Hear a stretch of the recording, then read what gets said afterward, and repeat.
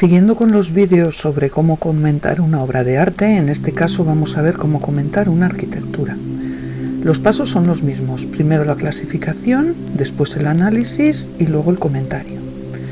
En la clasificación tendremos que hablar de lo mismo, la descripción y la identificación. La descripción, en este caso, además de una fotografía, nos pueden dar una planta, un alzado o una reconstrucción. El alzado y la reconstrucción los vamos a olvidar porque es muy difícil que os lo den, pero plantas sí que os pueden dar. Entonces aquí tenéis los tipos de planta: basilical, de cruz latina, de cruz griega, centralizada, de salón. Estos son los más generales. En el aula virtual tenéis colgados todos los tipos de planta y las descripciones. Y luego, al igual que en la escultura, tenemos que hablar del nombre, localización, autor, estilo, cronología. No lo repito. Nos vamos al análisis. En el análisis tenemos que ver 6 apartados. Tenemos que hablar de los materiales, del tipo de sistema arquitectónico, de los elementos sustentantes, los sustentados, los decorativos y por último los valores plásticos. Respecto a los materiales, pues van a ser barro, madera, no os van a dar de estos, ladrillo, piedra, principalmente mármol. También os pueden dar granitos, areniscas, pero mármol y granito sobre todo. Yeso y madera, veis madera aquí y yeso por aquí, o en las construcciones a partir de finales del siglo XIX aparecen los nuevos materiales como hierro, hormigón, cristal o incluso titanio, que es esto que veis aquí. Vale, el sistema arquitectónico puede ser de 3 tipos. Puede ser adintelado, que es aquel cuya cubierta es recta, como esto de aquí, como si fuera una portería de fútbol. Al elemento horizontal se le llama dintel, y el elemento vertical sobre el que se sujeta el dintel puede ser continuo, que sería un muro, o columnas, discontinuo, como es aquí, que serían las columnas. El sistema abovedado es aquel cuya cubierta es curva, son los edificios que se cubren, bueno, pues con arcos, bóvedas. Y el sistema mixto es como este que tenéis aquí, que tiene los dos. Veis aquí el dintel, el sistema dintelado, y veis aquí el arco en el sistema abovedado. Esto se hace para conseguir elevar las alturas. Vale, los elementos sustentantes, pues tenemos en primer lugar el muro, sería un elemento sustentante continuo. Puede ser de mampostería, que son piedras sin labrar, y como veis no tienen orden las hiladas, no hay una línea. El sillarejo es un sillar pequeño y muy poco labrado, muy poco tocado. A diferencia, el sillar es una piedra labrada, que suele ser cuadrada o rectangular, que acaba de forma fina y bueno, pues bastante liso y tal. Es curioso esta imagen donde veis sillar en torno a la parte principal, a la portada, y sillarejo en el resto de los muros. Si el soporte es discontinuo, puede ser una columna. Una columna sería un elemento sustentante vertical de forma cilíndrica y base circular. Puede ser también un pilar, que sería un elemento sustentante vertical, en este caso de base cuadrada, poligonal o lobulada. Y por último puede ser una pilastra, que sería un pilar o una columna adosados al muro. Para descargar los empujes se establecen, bueno, pues una serie de elementos. Tenéis para empezar las ménsulas. Las ménsulas serían pues como las cornisas, esta cornisa que tenéis aquí, ¿vale? Y estos serían los modillones. Es decir, la ménsula es el saledizo y el modillón es esto, lo que sujeta el saledizo. Suele tener forma de L o forma de S y está decorado. Los contrafuertes son estos refuerzos de los muros exteriores que transmiten las cargas de un arco o las cargas del edificio. Es decir, para que lo entendáis, aquí habría un arco y el arco empuja el muro que para reforzarse se apoya en este contrafuerte. Los arbotantes sería este arco exterior que transmite el empuje del arco o de la bóveda que tenemos aquí a continuación, lo transmite el arco, empuja sobre este arbotante que lo transmite aquí. ¿Y qué es esto? Un contrafuerte, exactamente igual, ¿vale? Vale, los elementos sustentados serían los arcos. No me voy a detener, los tenéis todos bien explicados en el aula virtual. Tenéis el arco de medio punto, el de medio punto peraltado, el ojivalo apuntado, el arco de herradura apuntado, el arco polilobulado, el arco escarzano, el arco conopial, el arco carpanel, en fin. Bueno, bóvedas, voy a hacer lo mismo, tampoco me voy a detener porque las tenéis explicadas en el documento. Entonces tenéis la bóveda de cañón apuntada porque se forma con arcos apuntados, la bóveda de cañón peraltada porque los arcos son peraltados, como veis aquí. La bóveda de arista, aquí sí me detengo. La bóveda de arista se forma al cruzarse de forma transversal dos bóvedas de cañón. Veis aquí una y aquí otra. Entonces se cruzan así y desde abajo lo que nos dan es esta imagen, como una arista, ¿vale? Si en vez de ser bóvedas de cañón son bóvedas, arcos apuntados, ¿vale? Se forman por arcos apuntados, nos va a dar la bóveda de crucería, ¿vale? La bóveda sexpartita es igual que la bóveda de crucería, pero fijaros que en uno de los lados, en vez de tener solo un arco apuntado, tiene dos arcos apuntados, ¿vale? Entonces veis aquí, estas serían las 6 partes en que se divide esta bóveda. La estrellada, que es una complicación de la bóveda de arista o de la bóveda de crucería, ¿vale? Dándole más formas y sacando todo esto que son baquetones, poniendo diferentes claves, veis muchos tipos de estrellas que según cómo se crucen. La bóveda de abanico, la bóveda vaída, que se ve bien aquí. Esto, si seguís, veis que es como de cañón, pero que no acaba de ser de cañón, no termina. La bóveda de cuarto de esfera, que se usa para cubrir los ábsides. La bóveda de cuarto de cañón, que se usa sobre todo para cubrir los pasillos de los claustros.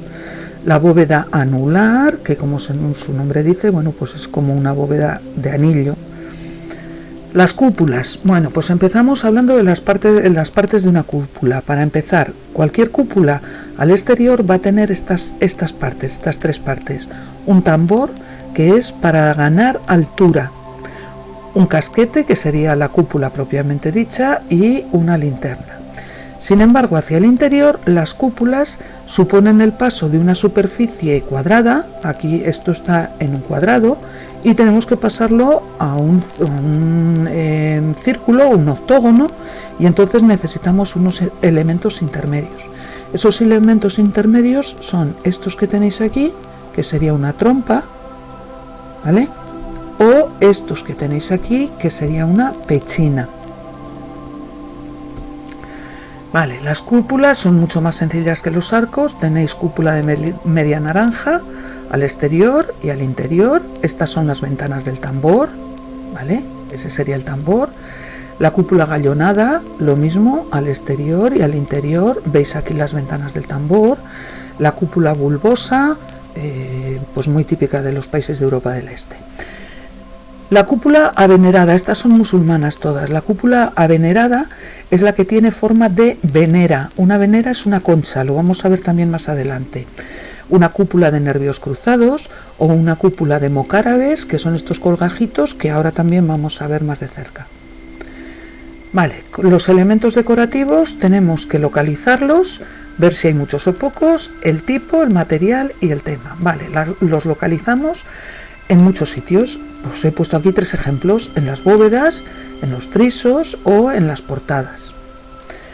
Tenemos que decir si la decoración es muy profusa o es muy escasa.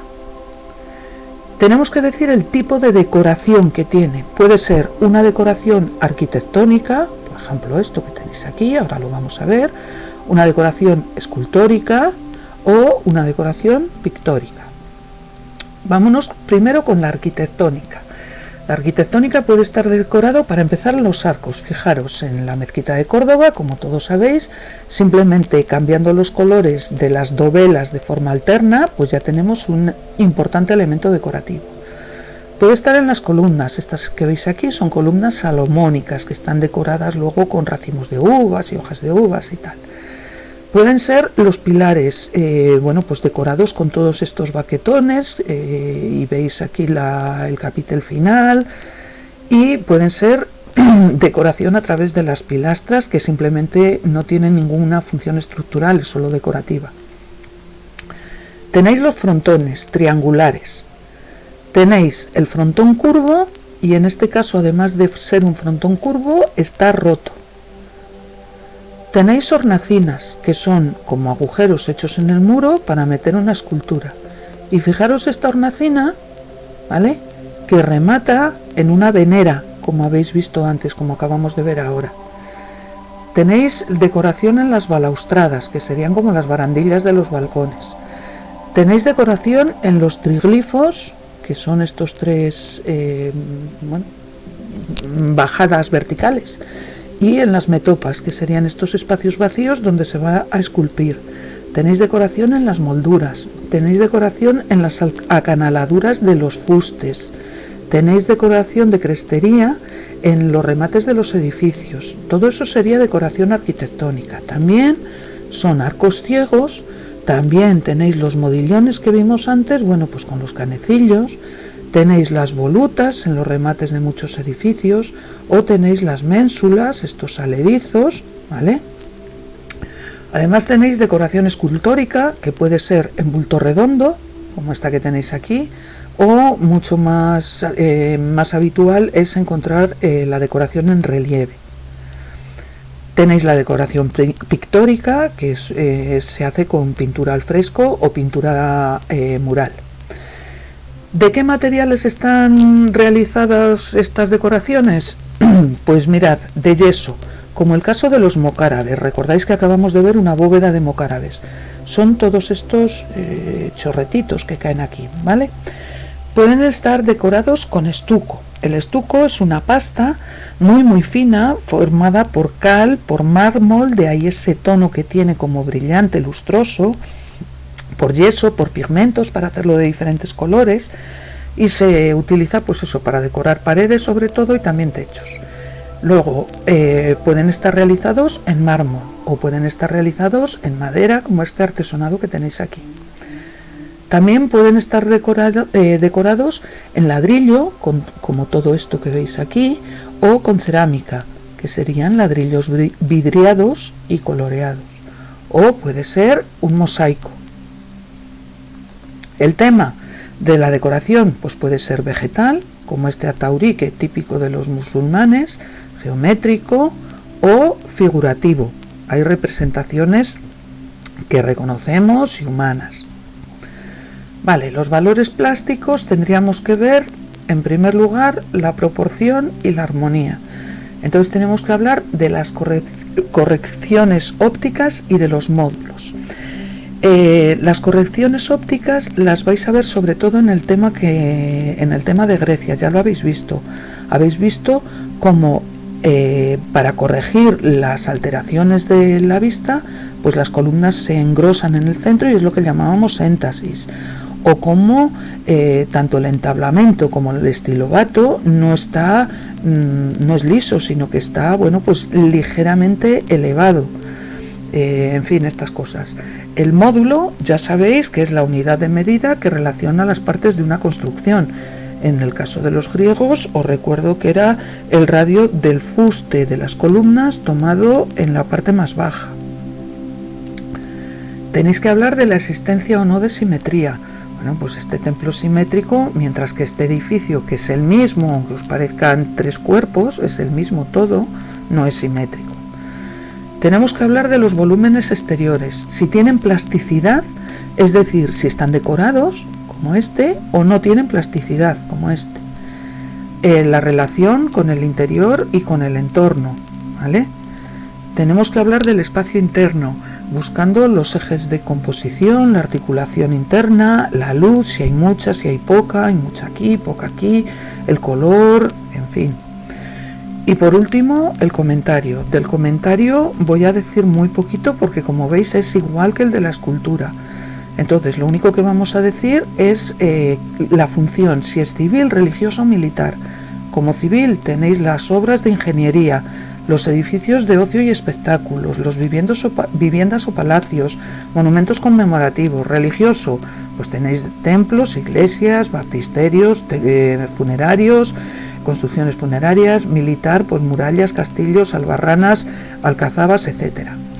La obra, tenéis que decirlo exactamente igual que lo hicimos en escultura, entonces ya no voy a decir nada. Y exactamente lo mismo sucede con el autor. Si tenemos claro quién es el autor, hay que hablar de él. Pues así hemos acabado de comentar nuestra arquitectura.